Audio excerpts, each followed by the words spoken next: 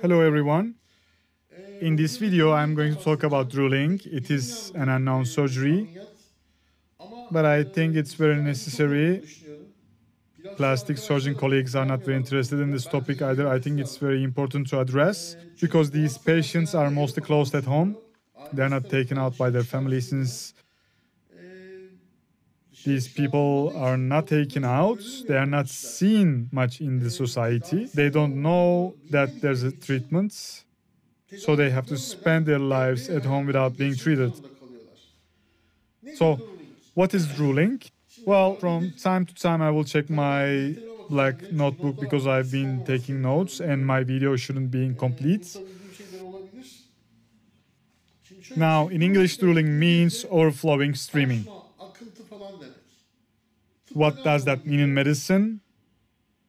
When the patient is spastic or mentally retarded, he or she sometimes keeps his head tilted forward and leaves his mouth open, and as the swallowing reflex is low, saliva flows from the mouth. There's a flow of saliva outside the mouth. These patients wear aprons. The man is 20 years old, 25 years old, but he wears an apron. He has a constant salivation outside his mouth. Generally, the family members of these people don't take them outside. They spend their lives mainly at home because it's difficult to take care of them. Their mouths need to be wiped regularly and their aprons need to be changed regularly. His family doesn't want to take them outside because the sight is very unpleasant. Actually, there's a treatment for that. Now, the main problem with these patients is not really the increased salivary secretion. They usually have the same amount of saliva as everyone else. However, since they don't swallow, their swallowing reflex is weak and they keep their mouth open, the saliva flows out.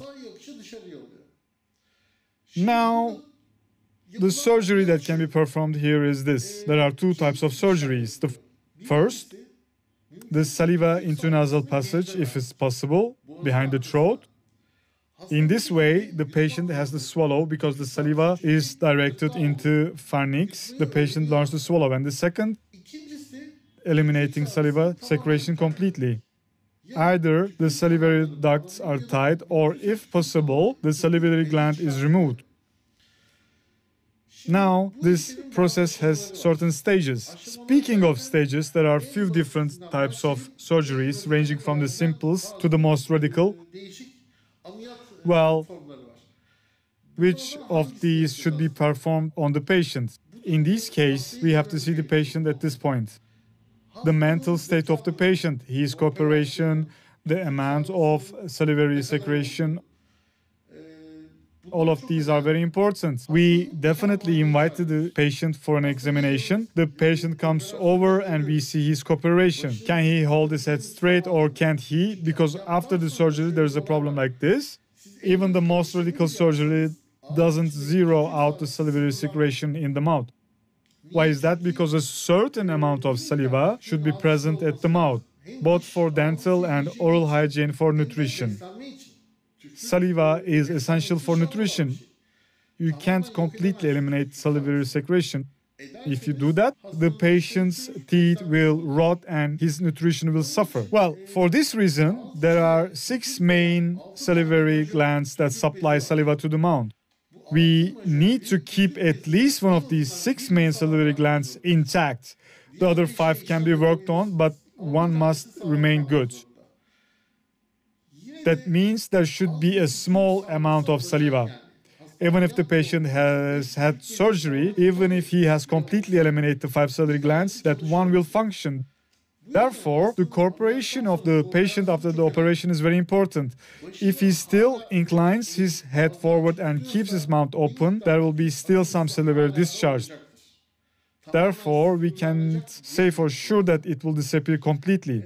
Patients and their families need to understand this, because even if there's a small amount of saliva after the surgery, if they can't teach the child to hold his head up, the family will come back saying that there's still salivary discharge. Hasn't it decreased? It has. So this is what can be done. What the family needs to be doing is teaching the child to hold his head up and keep his mouth closed. At this point, the child's intelligence level is very important. You ask the families, does he have a mental retardation at the kid? My observation is this. The patient has complete mental retardation, no report or anything else needed, it's obvious. But the family says no, absolutely not. So please don't be so emotional. Everybody's kids very smart in their own way. Okay, I get that. But to say that about a child with a medical intellectual disability, no. Our child is very smart. I'm telling you it very clearly, that confuses things. I mean, I say something to the kid, I raise your head and something. He makes meaningless sounds. He doesn't even pay attention to me. A case with mental retardation. If you ask the family there's no mental retardation, our child is very good. You need to cooperate with your family. We have to be realistic. If there's a mental retardation, the family should know that at the end of the operation, if the cooperation will not be well, there will be drool coming out from the patient's mouth again. We say this from the very beginning, but the patient's family doesn't perceive this in that way. If they wonder why this is happening, since our child is so smart, then there is nothing we can do.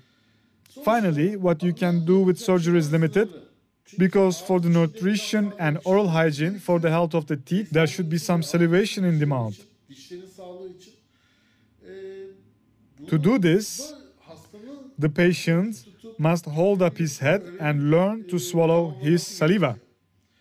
The things we can do with other 5 salivary glands, what are they? First of all, we are trying to reduce the saliva in the front of the mouth. What are those? The sublingual salivary glands. There are 2 salivary glands that are located just under the tongue during the surgery. These glands are first completely removed. It is easy to get under the tongue. You can remove these salivary glands all around from the surrounding tissue. The sublingual salivary glands have been completely eliminated. There are 2 other salivary glands lying lower. The submandibular salivary glands. These are located more in the lower part of the neck, but their excretory duct also opens under the tongue. You can tie them off both, or if you ligate them, the salivary flow will stop. The submandibular salivary glands may swell a little, but later they will gradually atrophy. The salivary gland will have no function. The second procedure that can be performed is to peel off all around the salivary ducts that are open under the tongue, bring them out into open, and bring the end of the duct to the back of the tongue. So you make a tunnel under the mucosa, under the tissue, under the tongue using surgical instruments. You take out the salivary duct with its end through this tunnel, take it out from the back of the tongue and suture it on there. That's it.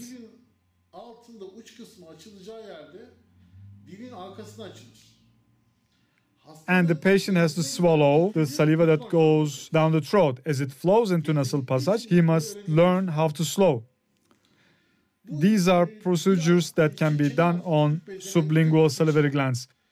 And there are also salivary glands in front of the ear. These are the large salivary glands on the right and on the left. These are the glands that swell in mumps.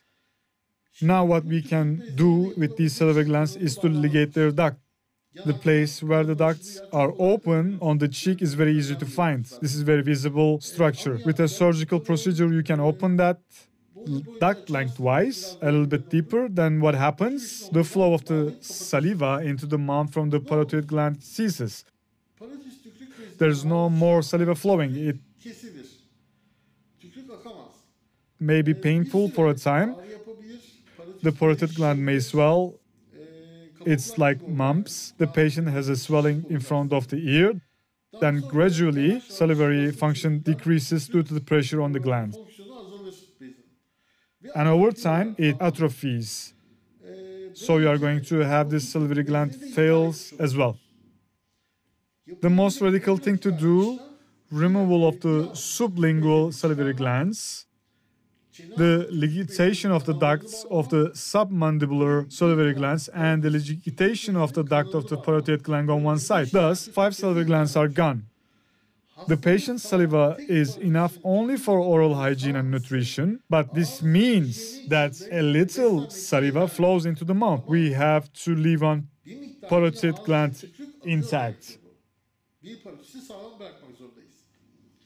Here the patient must learn to hold up his head up and swallow his saliva after the operation. If mental retardation is advanced, if the patient does not cooperate, if he does not follow our instructions, if he inclines his head forward and holds his mouth open, there will be some secretion of saliva. Again, it is necessary to tie a cloth, but he must wear an apron, but it will never be as severe as before, because only one gland is working.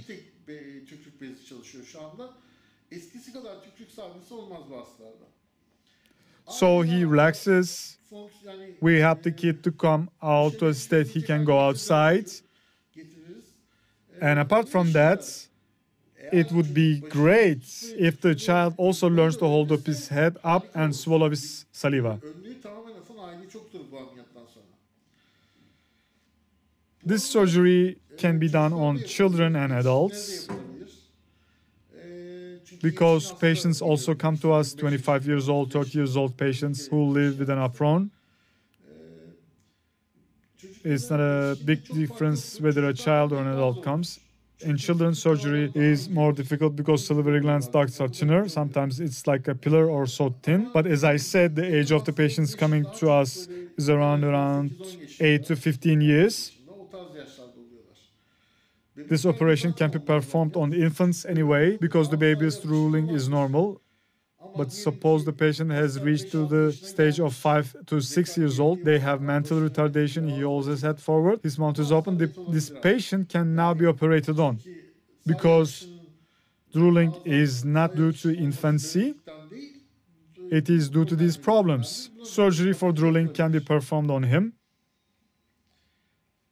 We keep the patient in hospital for at least one night after the operation. They will have some difficulty in nutrition. You will have to feed him liquid food for a day or two, or give him grain-free things like soup and such. We recommend a mouthwash for 5 to 6 days. Stitches inside the mouth will dissolve by themselves. It is also necessary to advise the patient to keep his head elevated for 4 or 5 days so that the edema will be less. Stitches heal more easily, as I said. It is necessary to remove them. And apart from that, there's not much to add. These patients need to know that it is what is called drool surgery. They need to learn that it is a treatable problem. I think this surgery will be done more with time because it is now gradually being learned by the public. If you have any questions, post it in the comments or send me a message. I'll get back to you as soon as I can. And I would like to thank you very much for watching.